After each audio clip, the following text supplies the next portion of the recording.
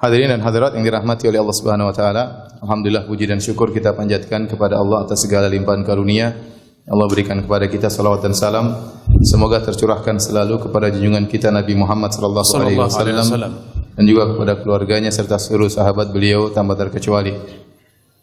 Topik yang akan kita bahas pada kesempatan kali ini adalah tentang membangun rumah di surga atau membangun istana di surga. Ya. Kita tahu bahwasanya kehidupan dunia hanyalah sementara. Semewah-mewah apapun yang kita miliki di dunia akan kita tinggalkan. Kalau tidak barang mewah tersebut yang rusak atau kita yang kemudian meninggal dunia. Di antara perkara yang sangat diperhatikan oleh seorang di atas muka bumi adalah rumah. Ya, seorang berusaha bisa membangun rumah untuk mendapatkan ketenangan untuk anak dan istrinya, bahkan di antara mereka sampai berhutang. Bahkan pembangunnya bisa memakan tahunan, ya, karena mereka tahu bahwasanya rumah adalah tempat bernaung, ya, tempat bernaung. Percuma seorang jika memiliki apapun tapi dia tidak memiliki rumah. Karena kita semua sepakat bahwasanya rumah adalah kebutuhan primer, Maka seorang berusaha membangun rumahnya yang terbaik di dunia, ya, semaksimal mungkin dia bisa membangunnya karena dia tahu itulah tempat istirahatnya, tempat kenyamanannya. Tapi bagaimanapun seorang bangun rumah di dunia, semewah apapun, rumah tersebut akan mengalami kerusakan, akan mengalami renovasi, ya. Atau tadi saya katakan, seandainya rumah tersebut ternyata kokoh, megah dan kuat, berumur bisa ratusan tahun, maka sang pemilik rumah yang akan lebih dahulu meninggalkan rumah tersebut. Bahkan betapa banyak orang bangun rumah mewah, bertahun-tahun dia geluti pembangunan tersebut. Ternyata yang menempati bukan dia, orang lain, ahli warisnya.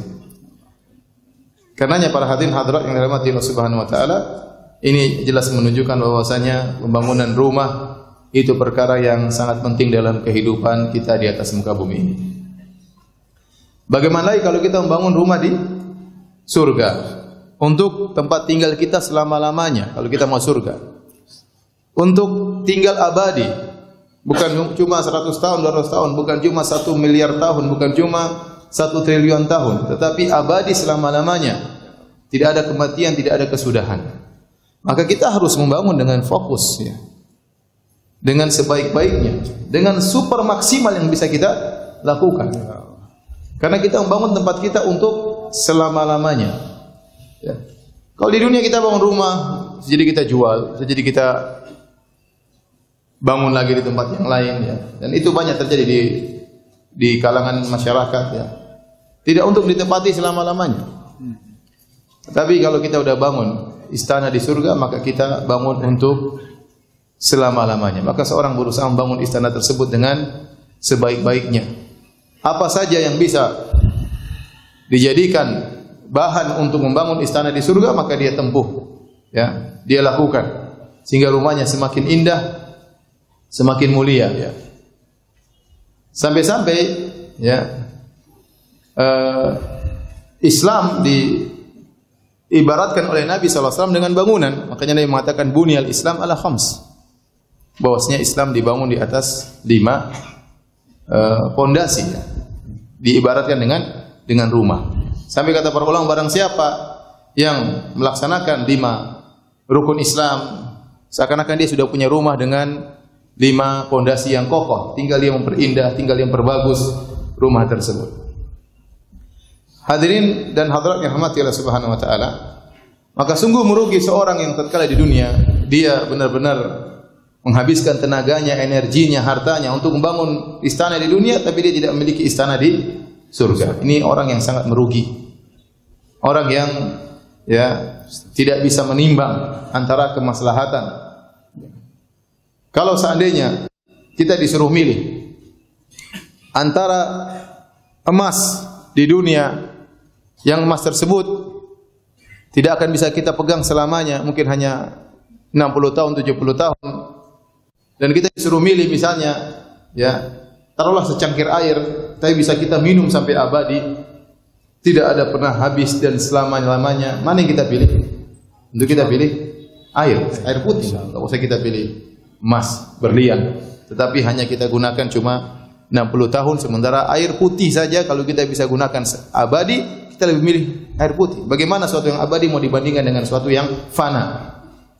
Apalagi sebaliknya, emas, berlian, kemewahan abadi dibandingkan dengan secangkir air putih yang hanya sebentar. Ya. Karena di akhirat tentu lebih khairun wa abqa, lebih baik dan lebih kekal.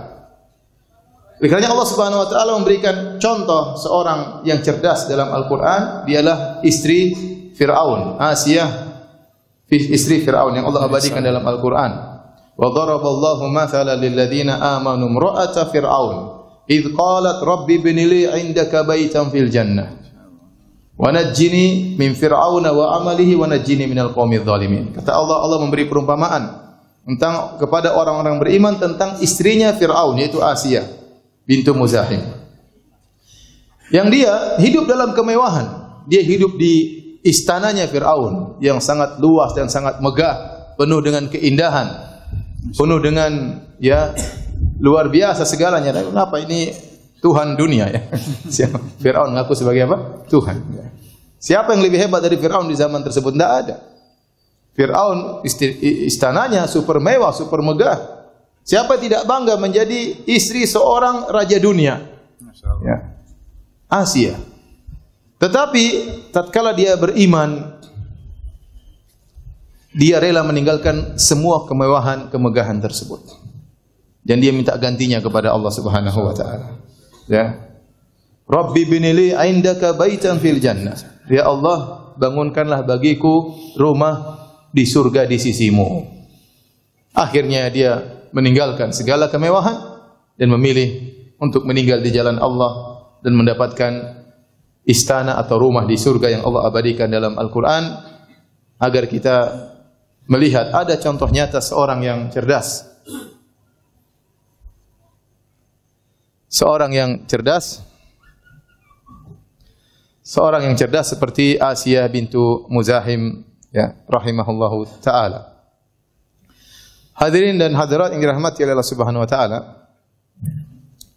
Pada kesempatan kali ini kita akan bahas amalan-amalan apa yang bisa menjadikan seorang memiliki istana di surga. Dan ini bisa dilakukan oleh kaum muslimin secara umum, yang miskin maupun yang kaya. Yang kaya Allah kasih jalan, yang miskin juga Allah kasih jalan. Kalau kita bangun istana di dunia, tidak semua orang bisa bangun. Sudah hutang pun tidak bisa bangun istana. Ada sebagian orang miskin, saya punya istana. Istananya berapa? 3 kali 4, ya repot. Ya alhamdulillah dia merasa itu istana. Sebanyak orang tidak bisa bangun rumah dengan mewah. Banyak orang tidak bisa bangun rumah dengan megah. Sebagian ikhwan kita bangun rumah dengan gedek ya. Kalau ada angin mungkin gedeknya terbang ya. Tapi kalau bangun istana di surga, semua bisa. Yang penting mau. Yang penting apa? Mau. Di antara amalan-amalan tersebut, suruh maju. Sudah. Di antara amalan-amalan tersebut, yang pertama adalah dengan membangun masjid. Dengan membangun masjid. Ya. Makanya kita buat kajian di sini supaya antum menyumbang ya. Kita to the point aja ya. Nanti kalau saya sudah ceramah antum enggak nyumbang, jauh-jauh saya datang dari Jakarta ceramah antum enggak nyumbang, aduh. Gimana ini? Baik. Yang pertama hadis kata Nabi sallallahu alaihi wasallam, "Man bana lillahi masjidan." Ya. Bana Allahu bihi baitan fil jannah. Barang siapa yang bangun masjid karena Allah, Allah akan bangunkan baginya rumah di surga. Saya ulangi, man bana lillahi masjidan, banallahu bihi baitan fil jannah. Barang siapa yang bangun masjid karena Allah, maka Allah akan bangunkan baginya rumah di surga. Taib. Ada beberapa poin yang kita akan bahas tentang hadis ini. Yang pertama, hadis ini hadis mutawatir. Bahkan para ulama dalam kitab-kitab mustalah hadis tatkala memberi contoh tentang mutawatir, ada dua, mutawatir lafzi dan mutawatir maknawi. Maka mereka memberi contoh mutawatir lafzi yang secara lafal hadis ini diantaranya. Mutawatir maknawi contohnya lafalnya berbeda-beda tapi maknanya sama.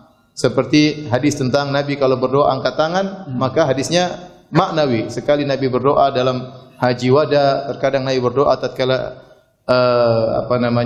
istisqa ya. Jadi tetapi kalau dilihat maknanya terlalu banyak hadis yang menjelaskan Nabi berdoa angkat angkat tangan.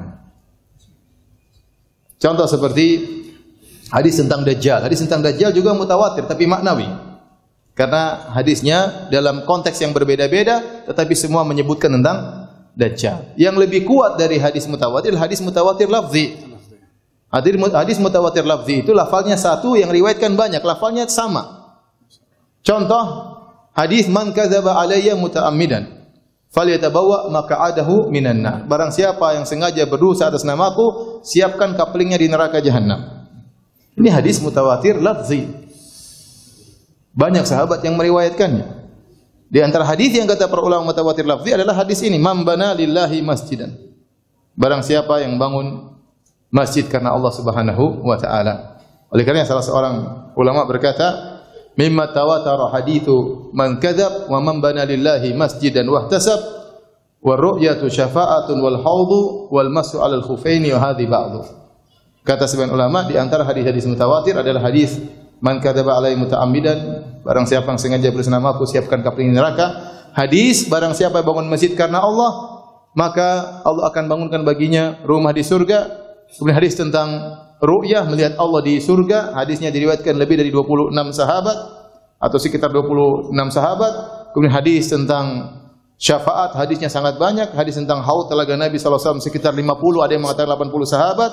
Dan hadis tentang al-mas'u al-khufain juga sekitar 80 sahabat. Di antara hadis yang banyak diriwayatkan sahabat adalah hadis ini yang sedang kita bahas. Man bana lillahi masjidan, barang siapa yang bangun masjid karena Allah wahtasab dan berharap pahala dari Allah Subhanahu wa taala. Tatkala kita mengatakan hadis ini mutawatir, berarti yang meriwayatkan banyak sahabat, mungkin lebih 10. Berarti Nabi sering mengulang-ulangi lafal ini.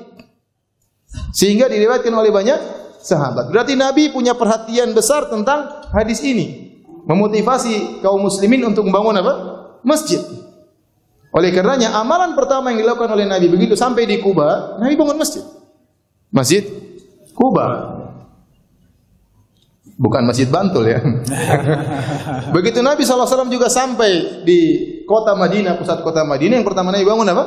Masjid Nabawi. Itu kegiatan pertama yang Nabi kerjakan, bangun masjid. Karena masjid sentral, tempat kegiatan kaum muslimin. Bahkan ketika Nabi SAW sampai di pusat kota Madinah, waktu itu Nabi SAW berjalan dengan ontanya, dan ontanya berjalan sendiri menuju lokasi pembangunan masjid. Sahabat mencegat Nabi, ya Rasulullah, mampir di rumah kami, mampir di rumah kami. Kata Nabi, da'uha fa innaha ma'murah. Biarkan ontaku berjalan, dia sedang diperintah oleh Allah Subhanahu wa taala. Terus dicegat lagi sebagian sahabat, ya Rasulullah, mampir ya. Kata Rasulullah SAW, da'uha fa innaha ma'murah. Biarkanlah dia berjalan, sungguhnya sedang diperintah. Sampai akhirnya onta tersebut singgah di tempat lokasi pembangunan Masjid Nabawi. Sayyidina Nabi bertanya, milik siapa ini? Dijelaskan kepada Nabi, milik Sahal dan Suhail, dua anak yatim dari Bani Najjar. Maka tatkala mereka berdua tahu Nabi ingin bangun masjid, mereka ingin menghadiahkan kepada Nabi tanah tersebut. Tapi Nabi tidak mau. Nabi tidak mau. Padahal bukan kebiasaan Nabi menolak hadiah.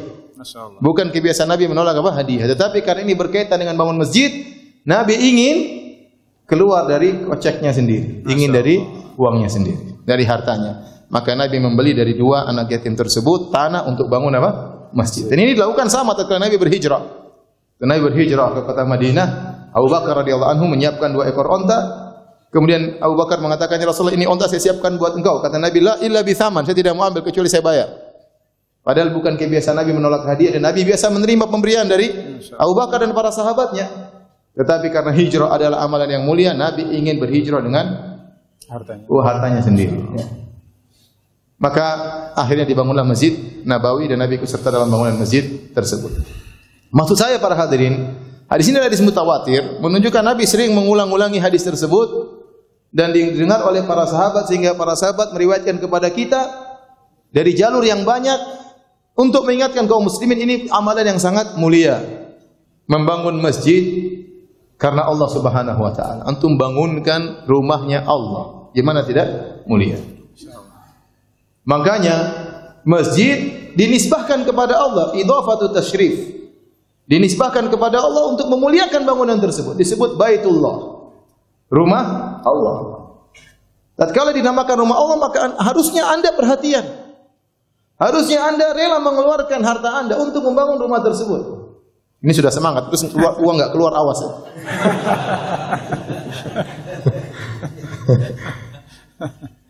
Rumah Allah ya akhi. Nanti bangun rumah Allah Subhanahu wa taala. Maka seorang harusnya tergugah. Ini adalah rumah yang dimulakan oleh Allah sampai Allah menyandarkan rumah tersebut kepada dirinya, Baitullah. Rumah Allah Subhanahu wa taala. Ini poin pertama berkaitan hadis ini. Yang kedua, hadirin hadirat yang rahmatillah Subhanahu wa taala. Allah Subhanahu wa taala, Nabi sallallahu alaihi wasallam mengatakan, "Man bana lillahi masjidan banallahu bihi baitan fil jannah." Barang siapa yang bangun masjid karena Allah, maka Allah akan bangunkan baginya rumah di surga. Perhatikan di sini rumah. Sebenarnya Allah mengatakan setiap kalimat rumah di surga jangan diartikan rumah, diartikan apa? Istana. Bayang kita rumah istana. Tetapi semua rumah di surga pasti apa? Istana. Pasti istana. Pasti ada bidadarinya, nggak mungkin kosong. Kalau kita punya istana besar, belum tentu ada isinya. Ya, akhi, saya ke daerah sana, saya lihat orang rumah besar ya, lebih besar daripada masjid ini, mungkin 2 kali lebih besar dari ini. Tapi saya dibilang Ustadz itu istrinya nggak ada, cerai. Kasihan. Ya. Rumah besar nggak ada isinya ya. Istrinya cerai. Kalau antum punya istana di surga, punya rumah di surga, sudah pasti ada apa? Isi. Sudah pasti ada isinya. Oleh karenanya setiap kata rumah dalam hadis maka maknanya adalah apa? Istana menurut ungkapan kita. Maknanya adalah istana. Ya. Hanya saja Allah mengatakan Baitullah dengan diganti dengan bait. Rumah Allah, rumah di surga. Tapi rumah itu pada hakikatnya adalah istana. Makanya tatkala Nabi SAW menjelaskan tentang bangunan di surga, kata Nabi SAW, labinatun min dhahab, batanya dari emas. Labidatun min fiddah, batanya dari perak. Kita zaman rumah sekarang mau pakai marmer, masya Allah kita sudah terpesona, itu baru marmer ya. Ada yang harganya sekian. Bagaimana kalau batanya, bukan marmernya, batanya dari apa? Emas. Dari emas, dari perak. Milatuha al-miskul adfar, ya. Kemudian semennya terbuat dari misik, ya. Kemudian hasba'uha lu'lu'u wal yaqut. Adapun kerikilnya adalah mutiara dan intan. Kemudian turbatuha za'faran, pasirnya, tanahnya terbuat dari za'faran. Ya, kita enggak bisa apa? Bayangkan indahnya istana tersebut. Dan Allah Subhanahu wa taala Maha Syakur, Maha membalas kebajikan seseorang. Dia hanya bangun masjid yang mungkin tidak terlalu mewah, kemudian diganti dengan rumah istana yang abadi dengan sifatnya demikian. Sudah ada isinya. Nah, kalau kita punya harta, jangan ragu-ragu untuk membangun rumah Allah Subhanahu wa taala. Jadi, poin kedua yang saya sampaikan di sini, makna baitan maksudnya apa? Istana. Istana. Kemudian, bagaimana kita bisa meraih istana tersebut? Kata Nabi SAW, "Man bana masjidan lillah." Barang siapa yang membangun masjid. Maka para ulama membahas tentang apa maknanya membangun. Ya. Ada yang mengatakan harus ada bangunannya. Ya. Ada yang mengatakan yang penting buat tempat sholat. Ya. Bahkan meskipun bangunannya sangat sederhana. Ya. Oleh karena datang dalam berbagai riwayat, saya bacakan riwayatnya.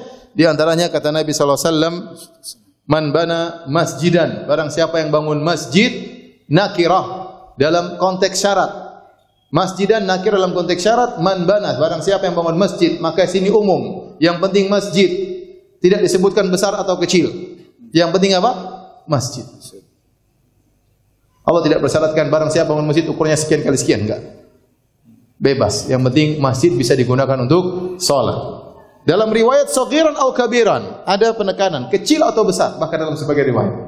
Bahkan dalam sebagian riwayat, walau kamafhasi qatatin, meskipun seukuran tempat bertelurnya burung qatat. Burung qatat ini adalah burung yang ada di padang pasir, ukurannya seperti burung merpati. Ukurannya seperti burung merpati. Kalau dia ingin bertelur, maka dia pergi ke tanah, maka dia menggali-gali untuk bertelurnya.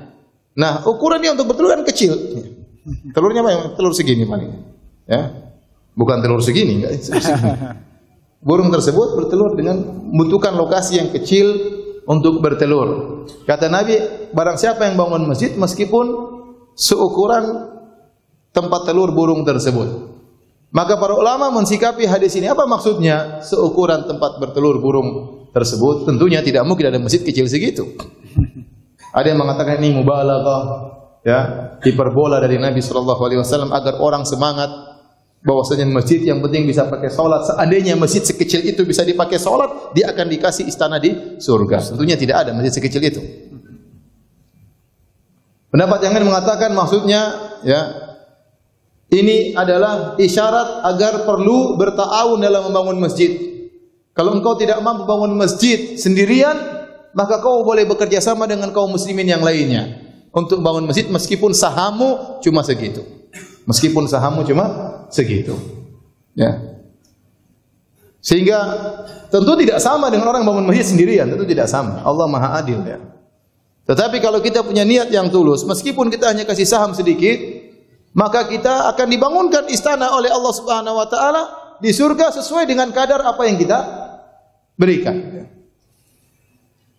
Dan betapa banyak niat yang tulus menjadikan sesuatu menjadi besar. Rubba amalin saghirin tu'adzimuhun niyyah.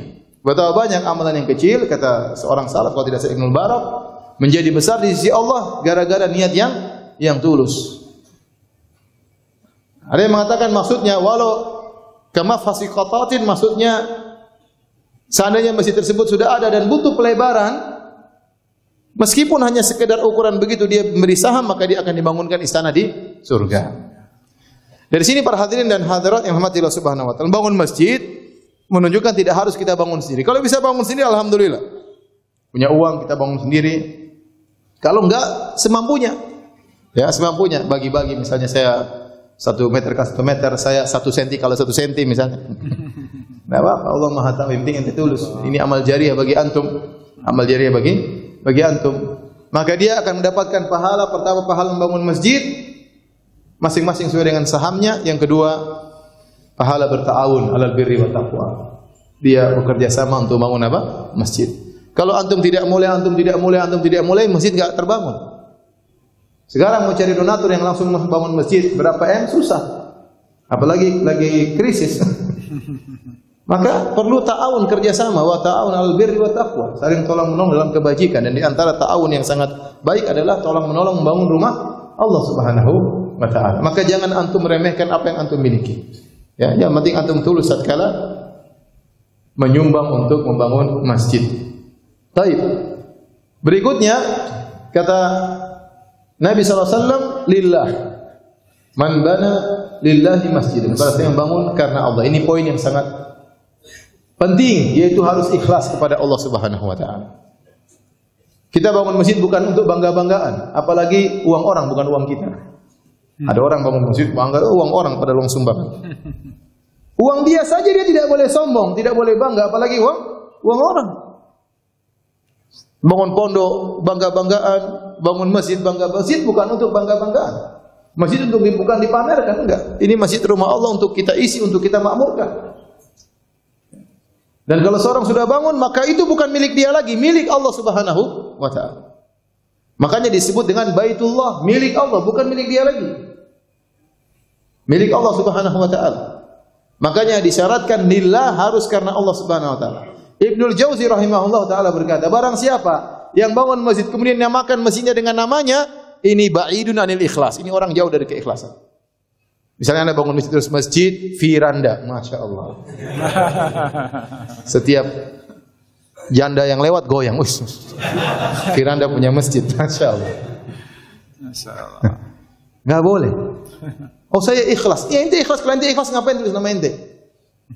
Kita tidak menuduh ente ria, tetapi kata Ibnu Jauzi ini tanda dia sangat jauh dari keikhlasan. Makanya ingat, bangun masjid bukan untuk bangga-banggaan. Antum misalnya bangun masjid, antum namakan dengan nama bapak antum. Buat apa ya? Bapak antum sudah tidak ria, dia sudah meninggal, selesai. Tapi bisa jadi antum yang ria. Itu masjid saya bangun buat bapak saya. Itu wakaf dari saya buat bapak saya. Itu seakan-akan antum pamer dengan amalan antum. Tidak perlu. Menamakan masjid boleh. Tetapi masjid itu milik Allah Subhanahu wa taala. Jadi bukan untuk dibangga-banggakan, bukan untuk diriakkan ya. Nabi SAW menamakan sebagian masjid Nabi mengatakan Masjid Bani Zuraik. Itu namanya kata para ulama lit ta'rif laisa lit tamlik. Nama masjid itu untuk membedakan masjid satu dengan masjid yang lain. Ya, kalau bilang masjid mana? Masjid Bantul. Namanya apa? Masjid Bantul. Ya, repot, masjid di Bantul banyak. Kalau Masjid Abdurrahman bin Auf, Bantulah orang tahu masjid ini. Jadi untuk membedakan satu dengan yang lainnya. Adapun masjid milik siapa? Milik Allah. Milik Allah. Maka harus ikhlas kepada Allah Subhanahu wa taala. Man bana lillahi masjidan banallahu bihi baitan fil jannah, maka Allah akan bangunkan dia rumah di surga. Ini amalan yang paling utama dalam mempermudah antum bangun istana di surga adalah bangun apa? Masjid. Antum bangun rumah Allah Subhanahu wa taala, amal antum menjadi amal apa? Jariyah. Ya, karena setiap masjid ini dipakai, digunakan untuk beribadah kepada Allah, antum dapat saham pahala yang terus mengalir. Antum sudah meninggal dunia, pahala terus apa? Mengalir, dan ini adalah nikmat yang luar biasa. Baik.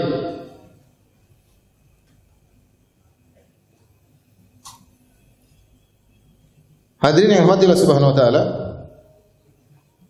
Ini bagi orang yang punya duit ya. Dia bisa membangun istana dengan membangun masjid karena Allah Subhanahu wa taala. Nah, Ustaz, bagaimana orang yang tidak punya duit? Duitnya pas-pasan atau kekurangan atau bahkan tidak punya uang sama sekali, bahkan miskin fuqara. Maka Allah masih membuka jalan-jalan lain untuk bisa membangun istana di surga. Di antaranya ada hadis-hadis yang menunjukkan tentang amalan-amalan yang bisa memasukkan seorang dalam surga. Contohnya, salat 12 rakaat. Ya. Salat rawatib. Sebagaimana dalam hadis Ummu Habibah, man shalla 12 raka'atan fil yaumi wa lailah banallahu bihinna baitan fil jannah. Barang siapa yang salat 12 rakaat, salat sunnah rawatib sehari semalam, maka Allah akan bangunkan baginya istana di surga. Ingat ya. Ini amalan berat. Tapi kalau antum ingin bangun istana di surga, di antaranya apa 12 rakaat tersebut? Arba'an qabla dhuhur, 4 rakaat sebelum apa? Zuhur. Kemudian 2 rakaat setelah zuhur. Sudah berapa? 6. Kemudian 2 rakaat setelah maghrib. Sudah berapa? 8. 2 rakaat setelah isya. Sudah berapa? 10. 2 rakaat sebelum subuh. 12 rakaat. 12 rakaat. Jaga tiap hari. Kecuali antum bersafar. Kalau tidak bersafar, berusaha. Bahkan begitu pentingnya menjaga salat sunnah rawatib. Salat rawatib boleh diqadha, enggak ada masalah. Antum tidak bisa salat 4 rakaat sebelum zuhur, antum bisa qadha 2, ternyata sudah qomat, 2-nya setelah salat enggak ada masalah. Ya. Antum tidak bisa salat ba'diyah maghrib karena ada kesibukan sehingga harus dikerjakan setelah isya, enggak ada masalah. Nabi pernah mengqadha salat rawatib. Jadi seorang berusaha menjaga salat rawatib, dan ini saya ingatkan, hadis ini diriwayatkan oleh Ummu Habibah, istri Nabi sallallahu alaihi wasallam. Dia berkata, saya tidak meninggalkan salat ini setelah mendengar dari Nabi sallallahu alaihi wasallam. Karena salat rawatib ini diremehkan oleh banyak wanita. Kalau bapak ke masjid, insya Allah mereka salat rawatib. Kondisi mendukung mereka untuk salat rawatib. Datang ke masjid sebelum qomat salat 2 rakaat. Kemudian suasana mendukung karena kita melihat orang banyak salat, kita termotivasi. Bapak lebih mudah salat rawatib. Ibu susah. Di rumah nonton sinetron. Mau qobliyah ba'diyah. Salat cepat-cepat supaya nyambung lagi sinetronnya. Jangan seperti itu. Ini hadis yang riwayatkan ibu rumah tangga Ummu Habibah radhiyallahu taala anha. Maka wanita lebih utama memperhatikan hadis, memperhatikan tentang hal ini. Ya, jadi jangan lupa dia biasakan kalau dia bisa semangat begitu dengar azan segera dia salat apa? Qobliyah. Dan tidak mengapa meskipun kalau dia salat zuhur misalnya jam 2:30 tetap qobliyah, setelah itu salat zuhur setelah ba'di, enggak ada masalah. Enggak ada masalah.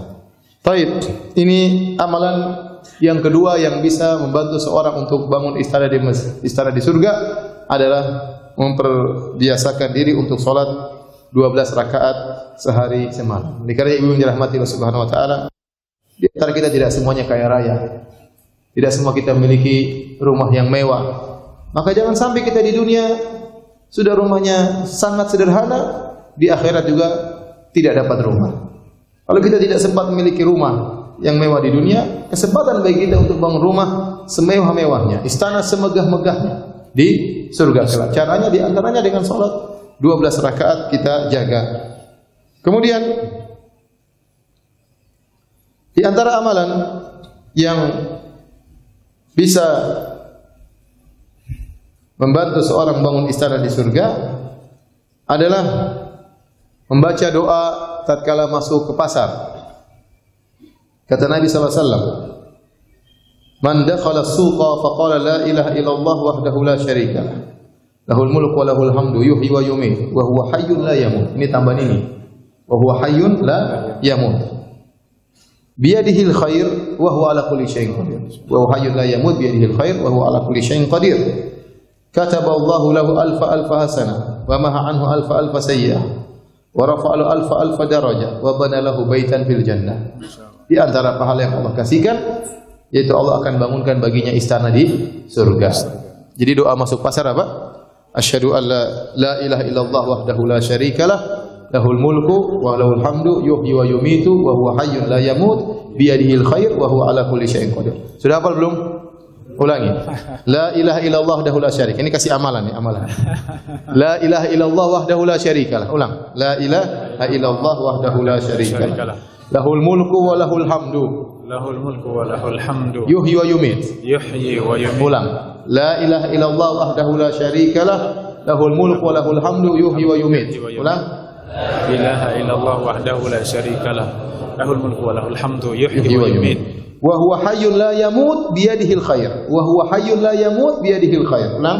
Wa huwa hayyun la yamut biyadihil khair. Wa huwa hayyun la yamut biyadihil khair. Ulang lagi dari awal. La ilaha illallah wahdahu la syarikalah.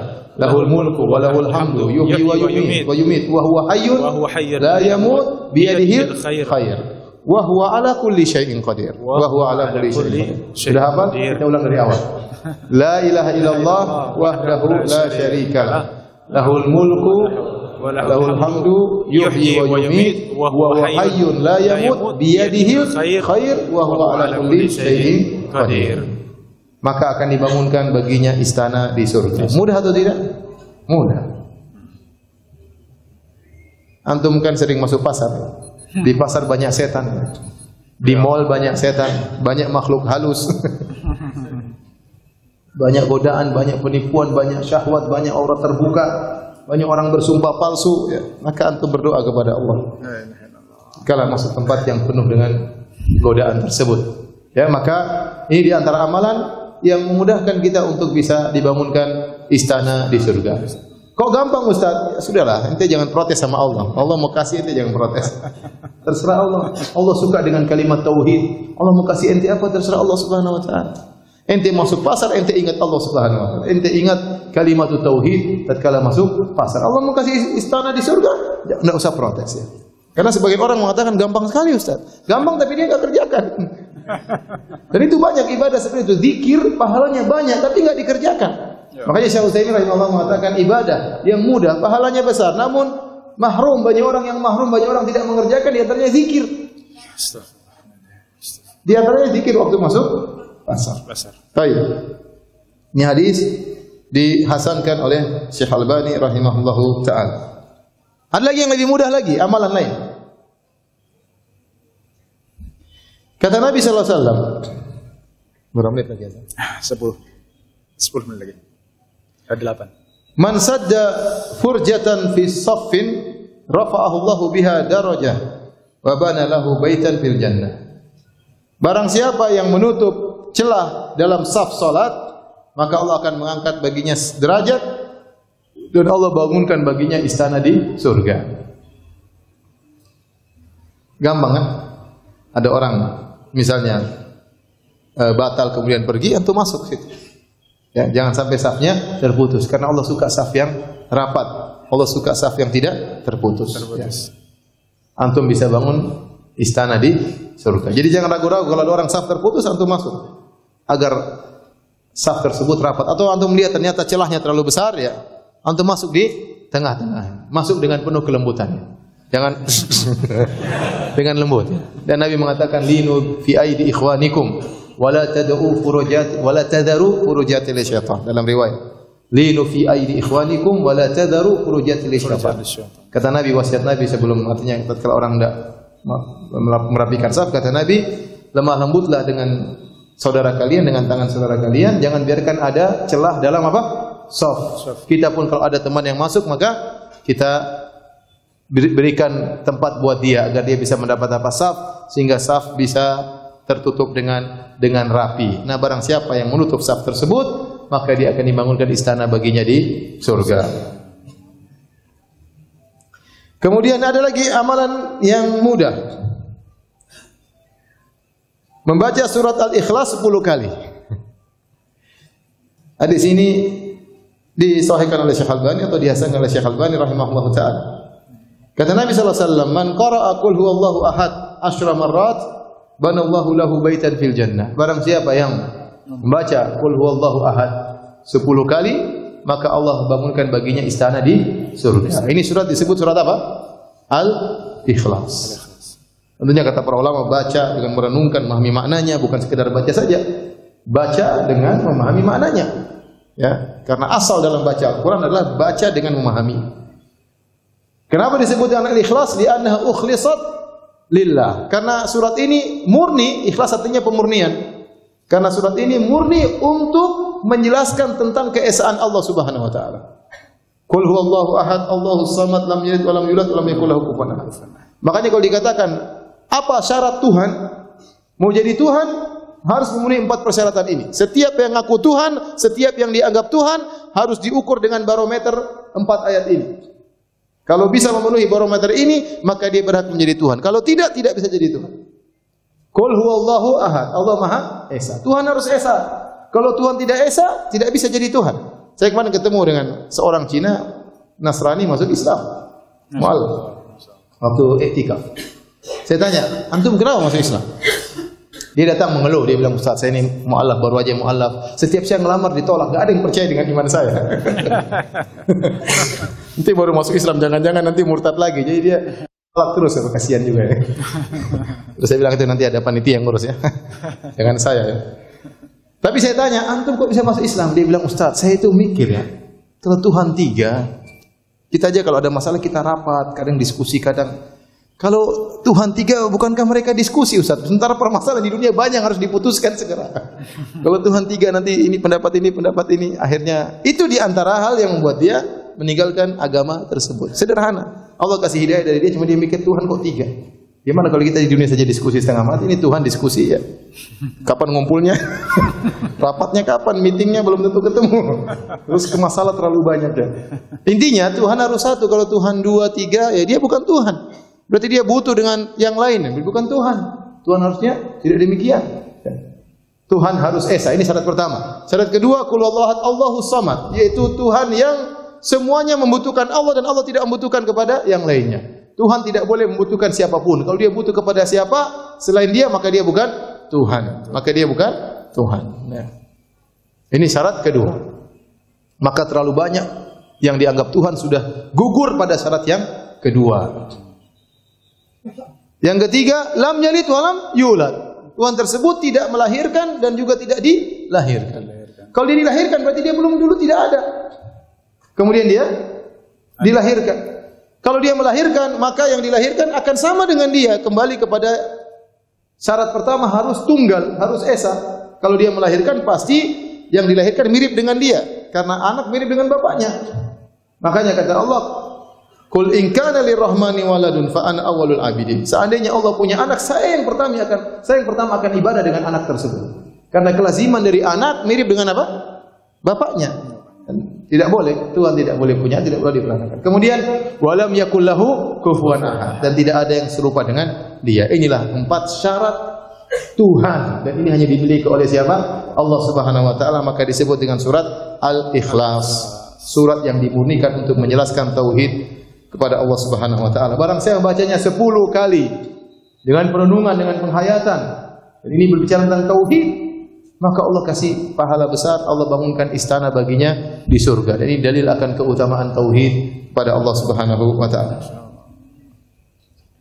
Kemudian juga di antara amalan yang bisa membantu membangunkan istana di surga, hadis diriwayatkan dihasankan oleh Syekh Albani rahimahullahu taala, kata Nabi sallallahu alaihi wasallam, "Man shallat duha arba'an." Barang siapa yang salat duha 4 rakaat. Duha minimal 2 rakaat. Minimal 2 rakaat. Datang riwayat paling banyak 12 rakaat, ya.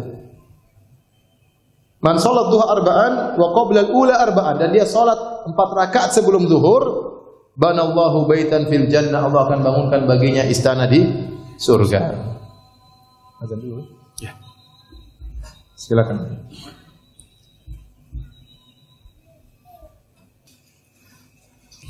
Bismillahirrahmanirrahim. Alhamdulillah, salatu wassalamu ala Rasulillah wa ala alihi wa sahbihi wa ala.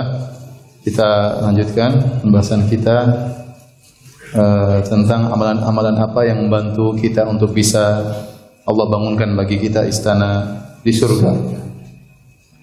Di antaranya ini amalan sulit, ya. Butuh kekuatan iman yang luar biasa, yaitu bersabar dan memuji Allah serta mengucapkan kalimat al-istirja, yaitu innalillahi wa inna ilaihi raji'un tatkala anak meninggal dunia. Kata Nabi sallallahu alaihi wasallam, "Idza mata waladul abdi qala Allah ta'ala li malaikatihi." Jika meninggal anak dari hambaku, maka Allah berkata kepada para malaikatnya, "Qabadtum walada abdi." Wahai para malaikatku, apakah engkau telah mengambil ruh dari anak hambaku? Fayaquluna na'am, kata malaikat, iya ya Allah. Fayaqulu qabadtum thamarata fuadihi, apa kalian telah mengambil nyawa dari buah hati hambaku? Namanya anak, buah hati. Fayaquluna na'am, kata malaikat, iya ya Allah.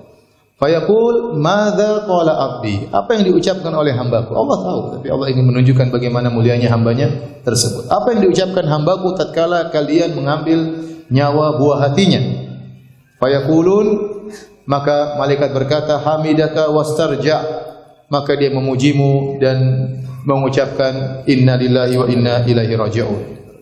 Fayaqulullah, maka Allah berkata, ubnu li abdi baitan fil jannah, bangunkanlah bagi hambaku istana di surga, wasammuhu baital hamdi, dan namakan rumah tersebut dengan rumah pujian.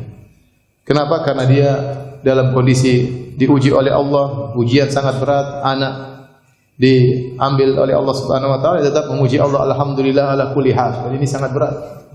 Maka seorang melatih diri tatkala diuji oleh Allah, ucapan yang dia ucapkan, alhamdulillah ala kulli hal, inna lillahi wa inna ilaihi raji'un. Dua kalimat itu kalau kita ucapkan sangat membantu kita untuk apa? Bersabar menghadapi musibah apapun. Langsung kita ucapkan inna lillahi wa inna ilaihi raji'un, alhamdulillah ala kulli hal. Sebelum kita ucapkan yang lain, ucapkan itu terlebih dahulu. Itu akan bantu kita untuk kuat dalam bersabar. Apalagi diuji seperti ujian seperti ini. Sebagian orang mungkin sudah ngaji, sudah bercadar, kalau anaknya diambil dia tidak terima, marah-marah, kembalikan anakku, kembalikan anakku. Terutama ibu-ibu, bapak mungkin kuat, tapi ibu banyak di antara mereka yang tidak kuat kalau diuji dengan ujian seperti ini. Dia mengikuti hawa nafsunya, dia lupa untuk bersabar di jalan Allah Subhanahu wa taala. Kalau dia bersabar, syaratnya bersabar memuji Allah, dia akan dibangunkan istana di surga. Tapi ini memang berat. Tapi kita harus ingat, di antara hal yang membantu kita dibangunkan oleh Allah istana di surga adalah memuji Allah dan istirja tatkala anak kita diambil oleh Allah Subhanahu wa taala. Kemudian di antara hal yang membantu kita untuk bisa dibangunkan istana di surga, meninggalkan perdebatan meskipun kita yang benar, meskipun kita yang benar. Demikian juga ya, meninggalkan canda dengan dusta karena Allah Subhanahu wa taala. Dan yang berikutnya memperbaiki akhlak karena Allah Subhanahu wa taala. Ini 3 perkara ini, meninggalkan perdebatan meskipun benar, meninggalkan dusta meskipun bercanda, kemudian memperbaiki akhlak. Ini 3 perkara rangkaian yang Nabi sebutkan dalam satu hadis. Kata Nabi SAW, "Ana za'imun bi baitin fi rabadil jannah liman tarakal mira'a wa in kana muhiqqan." Aku menjamin istana di pinggiran surga. Ada rabat, ada wasat, ada a'la dalam hadis ini. Aku menjamin istana di pinggiran surga bagi orang yang meninggalkan perdebatan meskipun dia yang benar.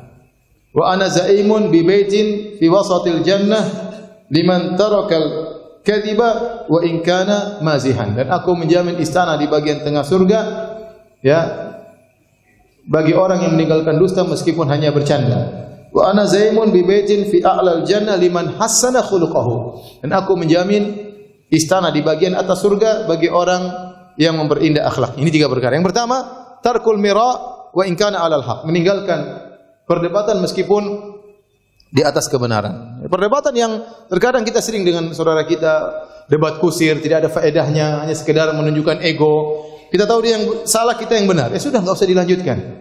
Ini bukan masalah sunnah dan bid'ah, bukan masalah hak dan batil, bukan. Ya, ini sekedar ada permasalahan, mungkin dalam pertemuan, dalam perkumpulan, dalam yayasan, dalam banyak hal yang mungkin ada rawan untuk berdebat dalam masalah dunia. Udahlah, ngapain kita teruskan? Kita hanya ingin menunjukkan kita yang benar, dia akhirnya ngaku salah, tapi terserah itu ribut, apa faedahnya? Hanya menunjukkan kita benar, dia salah, setelah itu tidak kembali lagi ya tali persaudaraan yang pernah kita rajut selama ini. Betapa banyak gara-gara orang hanya memperdepankan egonya, memenangkan egonya, maka mungkin persaudaraan yang sudah bertahun-tahun akhirnya putus gara-gara egonya tatkala itu. Maka ingat hadis ini, barang siapa yang meninggalkan perdebatan meskipun dia benar, maka Allah bangunkan baginya istananya di pinggiran surga. Ingat, istananya sudah ada isinya ya. Istana sudah ada apa? Isinya. Isinya apa sih? Bidadari. Berapa bidadarinya? Mau tahu aja. Yang jelas insyaallah banyak lah insyaallah. Jadi ingat, tidak ada yang buat kita bisa kuat meninggalkan ego kita kecuali ingat apa? Ingat pahala di surga. Ya, kalau kita ingat ada dapat istana, ada udah ngapain kita debat sama dia? Cuma dapat pengakuan saja. Duit juga enggak dapat, cuma dapat apa? Pengakuan. Apalagi dapat bidadari, enggak dapat apa-apa. Yang kedua, meninggalkan dusta meskipun dalam kondisi bercanda. Dan ini masih banyak dilakukan oleh sebagian ikhwan. Saya ingatkan kepada ikhwan, kalau ada teman kita yang dia berdusta, ya, meskipun bercanda, maka jangan ragu-ragu untuk menegur. Tegur dengan baik. Ya, mungkin dia bikin lucu, tapi dia apa? Dusta. Kita tegur, ya, jangan, ini bohong. Ya. Tidak boleh. Ya. Kalau kau tinggalkan, kau akan dapatkan apa? Karena Allah, maka kau akan dapatkan istana di tengah surga. Ya. Maka kita latih diri kita untuk bersihkan lisan kita dari kedustaan dalam kondisi apapun, termasuk dalam hal candaan. Dalam hal candaan. Maka kita kalau tinggalkan karena Allah dapat istana di tengah surga. Dan yang ketiga, ana zaimun bi baitin fi a'lal jannah liman hasana khuluquhu. Aku menjamin istana di bagian atas surga bagi orang perbaiki, memperindah akhlaknya. Dan ini adalah hadis yang sangat agung. Di antara sekian banyak hadis yang menjelaskan tentang agungnya akhlak adalah hadis ini. Bahwasanya orang yang berusaha memperbaiki akhlaknya, maka dia akan disediakan istana di bagian atas surga. Nah, ini mengkonsekuensikan kepada kita untuk men-scan diri kita. Kita ini masih banyak akhlak yang buruk. Kita harus scan diri kita dengan baik. Kebanyakan kita mampu men-scan orang. Kita scanning orang, oh, orang ini pelit, orang ini apa sombong, orang ini begini, orang ini matanya jelalatan, orang ini gini. Kenapa? Kita pandai men-scan orang, tapi kita tidak pandai men-scan diri kita sendiri. Seharusnya kita lebih utama men-scan diri kita, memeriksa diri kita. General check up, kita ini apa penyakit kita? Ya. Kita periksa telinga kita suka dengerin apa, periksa mata kita suka ngelihat apa, periksa lisan kita suka kita ngomongin apa, periksa hati kita. Ya, adakah keangkuhan, sombongan, merendahkan orang lain, dengki, hasad, kita periksa. Itu semua untuk perbaiki akhlak kita. Kalau kita sudah periksa dengan baik, kita tahu banyak kekurangan kita, maka kita berusaha memperbaiki. Nah, usaha kita itu untuk perbaiki akhlak, mendatangkan kemudahan untuk dibangunkan istana bagi kita di surga yang paling tinggi.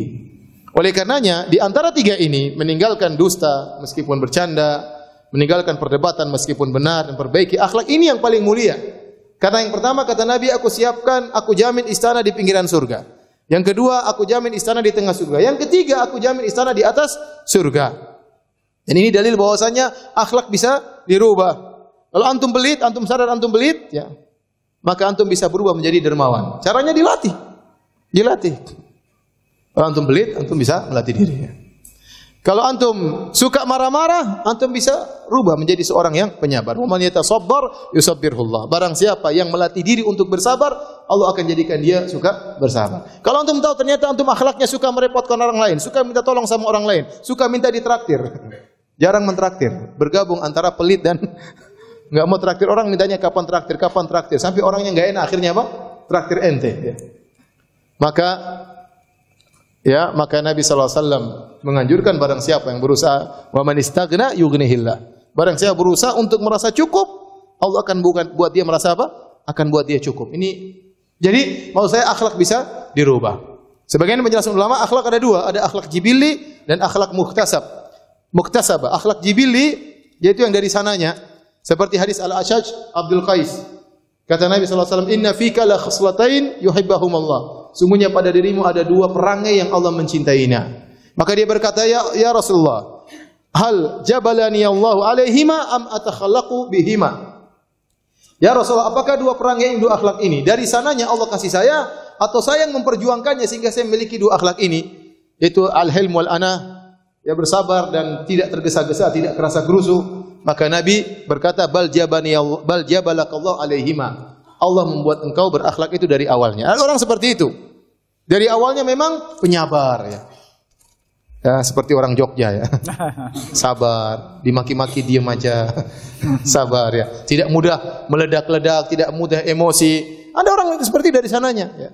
Ya, ini Masya Allah, ini anugerah dari Allah Subhanahu wa ta'ala. Ada orang dari sananya dermawan. Dia tinggal dalam keluarga yang dermawan, bapaknya dermawan, ibunya dermawan, dia pun dermawan, mudah memberikan bantu orang, ringan tangan, ya, mudah murah senyum sama orang. Dari sananya seperti itu, dia tumbuh dalam keluarga yang berakhlak mulia.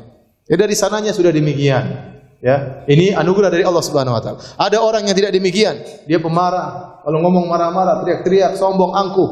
Tatkala dia sadar dia akhlaknya demikian, dia ingin merubah, maka dia akan dapat pahala demikian. Dan dia berdoa kepada Allah Subhanahu wa taala, Allahumma kama ahsanta khalqi fahasin khuluqi. Ya Allah, engkau telah mengindahkan rupaku, maka indahkanlah perangaiku. Inilah di antara dalil-dalil para hadirin dan hadirat yang Allah Subhanahu wa taala yang bisa membantu kita untuk dibangunkan istana di surga. Kalau kita tidak punya istana di dunia, maka carilah istana di surga ya. Kalau antum sudah punya istana di dunia, maka jangan lupa untuk membangun istana di surga ya. Wallahu taala alam bisawab.